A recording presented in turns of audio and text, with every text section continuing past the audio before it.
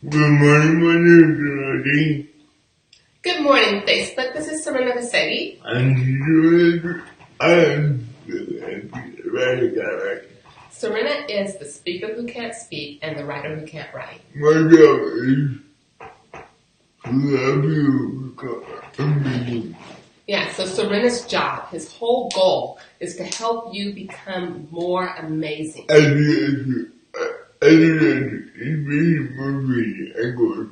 Right. Serena does that through inspiration, motivation, and goal achievement.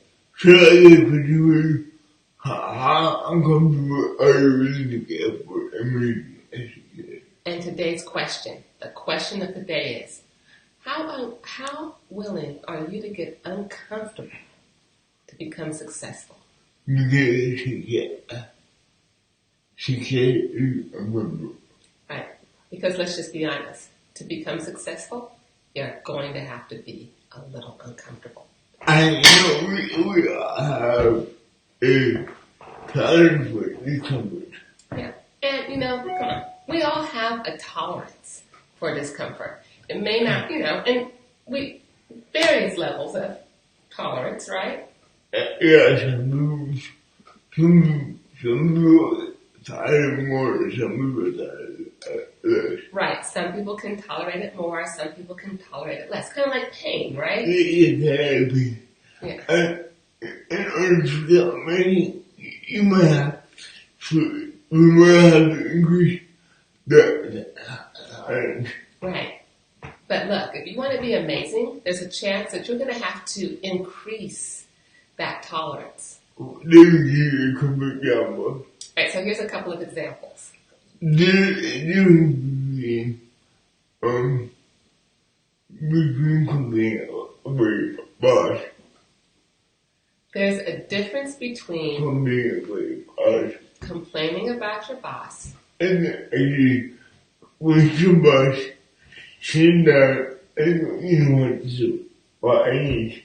And going to your boss, sitting down and saying, hey, you know what? This is what I need. And then you really complain about your friend and you go, this is what I need. Right, and there's a difference between like complaining about your friends and then, talking to them and talking out the issues. The first one is making uncomfortable. It's not that uncomfortable. Right, so the first one, talking to your boss, yeah, it's going to feel a little uncomfortable, but it's one of those things that's kind of necessary, right? Yeah, and then complaining about your friend or whatever, complaining about your life. Yeah, may not seem comfortable and making frustrating, but there is some kind of comfort to that. Right, so, the whole idea of complaining, yeah, it might be frustrating, but let's just tell the truth. There is a certain amount of comfort in that. Because what are you requiring of yourself? And if you're going to get yourself up your check, if you're going to make me, you're putting the blame on them. When you complain, you're putting the blame on them. Taking responsibility. Rather than taking responsibility yourself. And there's some truth to that too, right? Yeah, I think we all have a level of what we can do, and we all have a level of what we're not ready to do. Right, so we all have a level of tolerance. We all have a level of what we can put up with. And, it varies from person to person, of course. There is a difference between complaining and right. The next thing that Serena wanted to say was, hey, look, you know what? There's a difference between complaining and taking action. And they both are uncomfortable. Well, complaining's easy. Yeah, the complaining part's really easy because it doesn't require anything of you. You just notice the problem and you complain about it. You whine about it. But You still uncomfortable. you might feel uncomfortable. But taking action, more challenging. Yeah, but the whole idea of taking action, like not just complaining, but actually doing something about it, now that's hard. Like, you know what? I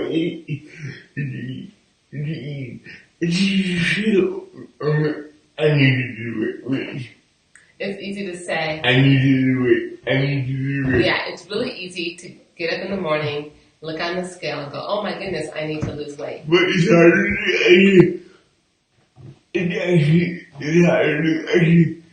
actually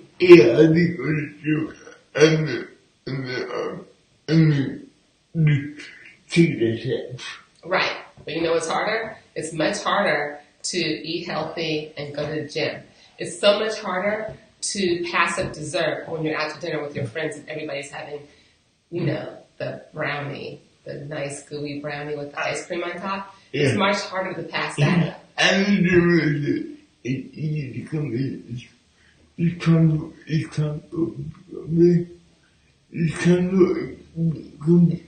Yeah, there's a certain comfort in complaining, especially because it doesn't require any action.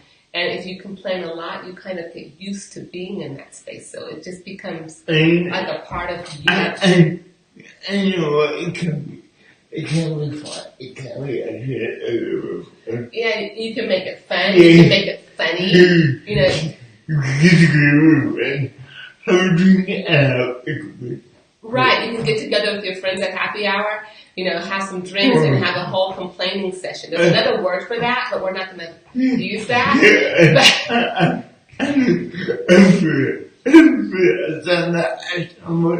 Yeah, everybody's done it. The thing is, for some people, it's not just I did it, it's I do it. It's not a past tense. It's something that's just a part of it, like a warm, fuzzy cup. I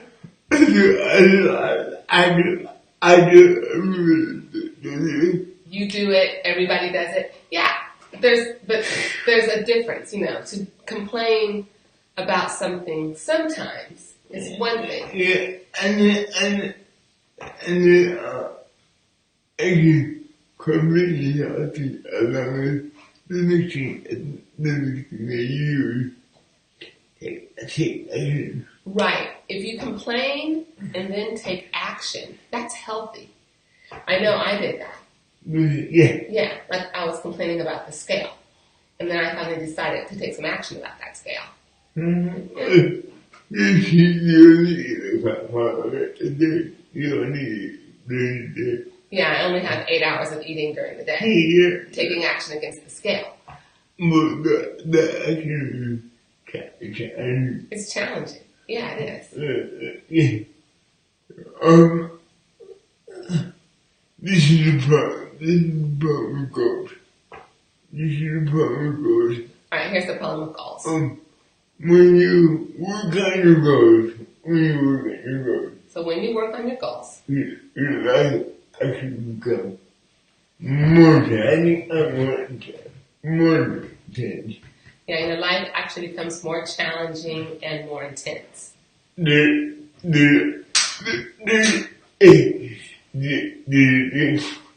a dip when you work on your goals. Before your life gets better. Yeah. That's true. Yeah, and nobody ever talks about it. Yeah, sometimes that struggle becomes the hardest right before you see the reward. This is why most people are feeling Right, so Serena was talking about New Year's resolutions and how so often people think, hey, if I do A, then it's like I put A into the machine and automatically B comes out. But what they forget is that there's that machine in there and it kind of wiggles around and goes up and down and gets kneaded a little bit. Kneaded. Oh, exactly. Let me give you Yeah, that's an example. come on, let's see that you know you should find a new job. Right, here's an example. Let's say it's inevitable. You know that a new job is something that you need. It has to happen. So you for a while, good.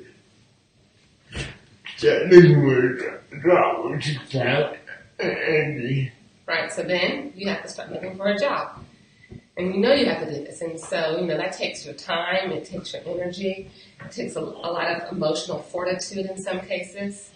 yeah, maybe but you know, I'm not the money. But I think Exactly. The emotional fortitude to go through the interview process. Yeah, it's not necessarily enjoyable. I know what you want to do, you gotta quit your job. Yeah. You job, Right. So now you've found a new job. You've gone through all of that.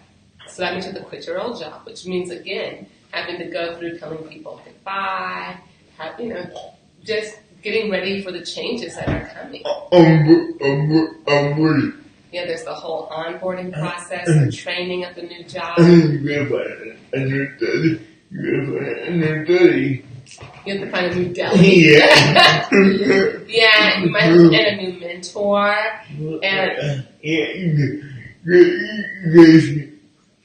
so the whole project can take up to over 6 months. yeah, this can take a long time, getting used to finding a new job and getting used to the new job, because that's like a 6-month process. You have to be worse than you are 40 after 6 months. Yeah, your life could be really topsy-turvy in some ways for like 6 months. And most people are not ready to get that comfortable. Yeah, and then there's people who just aren't willing to be that uncomfortable. Even the example, you if you don't people, I need a better relationship. You might for a while. Oh, so you're saying in relationships? Yeah. That when you have to make that change again, it's uncomfortable? Yeah, you might be a time, I need to do more. I need you to do it. I need to do more of this. I need to be that. Yeah, you might have to tell a person, hey, I need more. I need you to be more of this. I need you to be less of that. And they might even get mad you. Yeah, and there's a chance they'll get mad. In fact, there's a very good chance when you ask somebody to change, there's a very good chance they'll be unhappy, to say the least. And even both you want that, there will be discomfort. Even You both agree that they need to create change. I'm sorry. Even if you both agree. So even if it's agreed that the change needs to happen, there's a good chance that there will be, somebody who's just not happy about it. Nobody likes being asked to change. And guess what? There's a chance that it was different. There's a chance that if you get action, the relationship might not work out in the long run. And there's a chance the relationship might not work out in the long run? Yeah, but there is a lot of risk. There's a lot of risk in change. Yes, so ultimately, what this all boils down to is that there's a lot of risk in change. There's a lot of risk. Even if you get a new job, it might not be what you want. If you get a new job, and it might not be what you want. It might not be what you want. It might be a worse situation than what you're in right now. It might be a worse situation than what you are in right now. But you gotta take it. gotta take a emotional risk in order to become amazing. But in order to become amazing, you have to be willing to take emotional risk. And if you don't, there's no way you can become amazing. Right, and if you're not willing to take those risks, then, you're just not going to be able to become amazing. What part of being amazing is discover, get out of your mind. You have to, the more you read, the more. Yeah, so part of being amazing is you just have to understand that there's going to be discomfort there, and the more amazing you want to be, most likely the more discomfort you're going to have to experience. And the reason why come on people going. Yeah, there's a reason why it's called growing pains, because you're growing and it hurts, or it can hurt. Yeah. If you want to become amazing, you need to be comfortable with discomfort. Right, if you want to become amazing, you're just going to have to get comfortable with the idea of discomfort. Let's think about the gym. The gym's such an easy one. Here we go. Can I give an example? Do you mind? I think I know you're going to go ahead. Okay, so in fact, I'll even give a different one. Growing up, I ran track. That's what I did.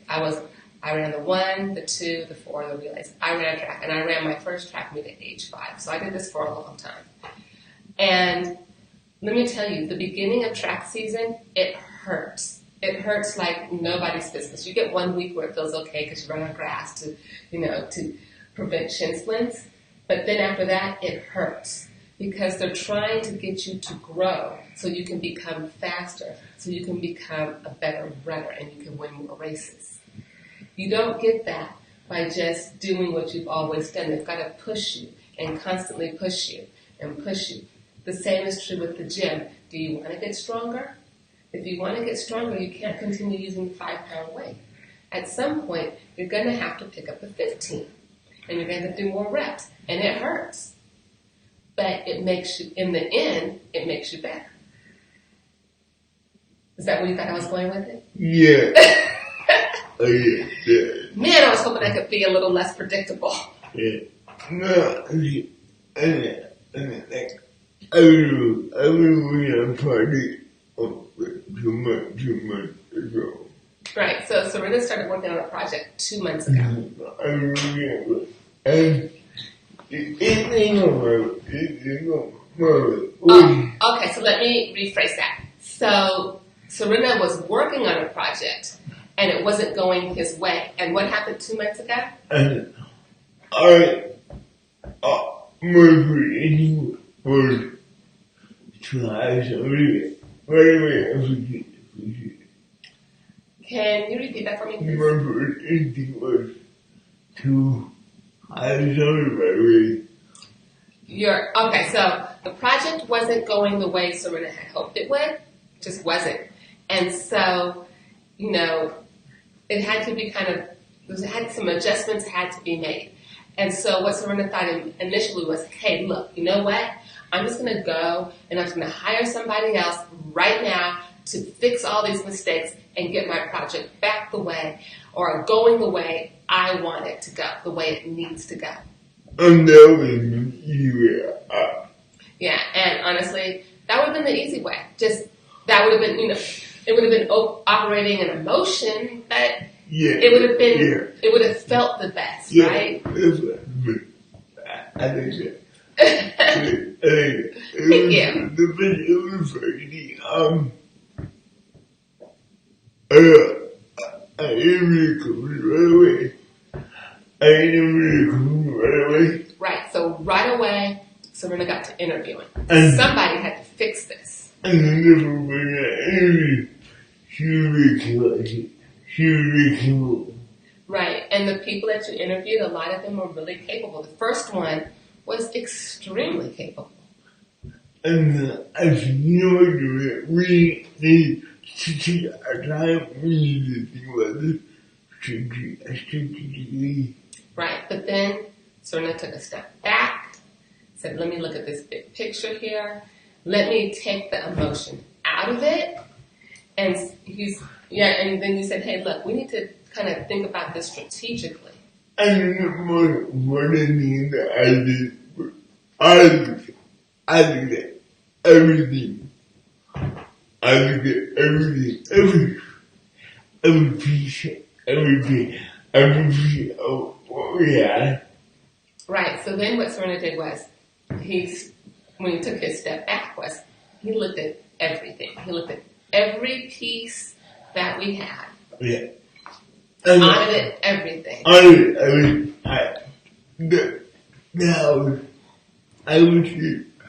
actually 100 hours. Yeah, you put in about 100 hours, you said? Yeah. Getting all of that done. 100 hours.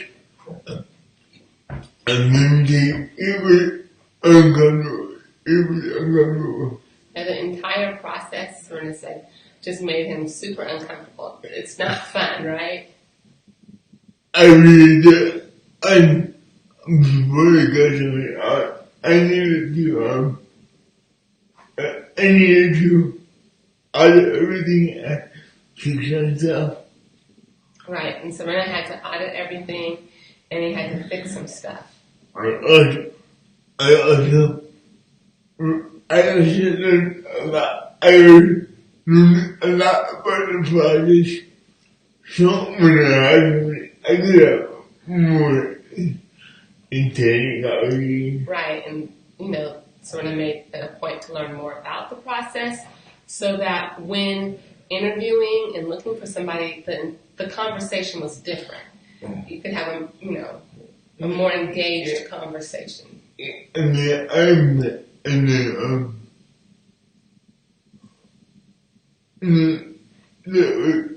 project was a lot more job.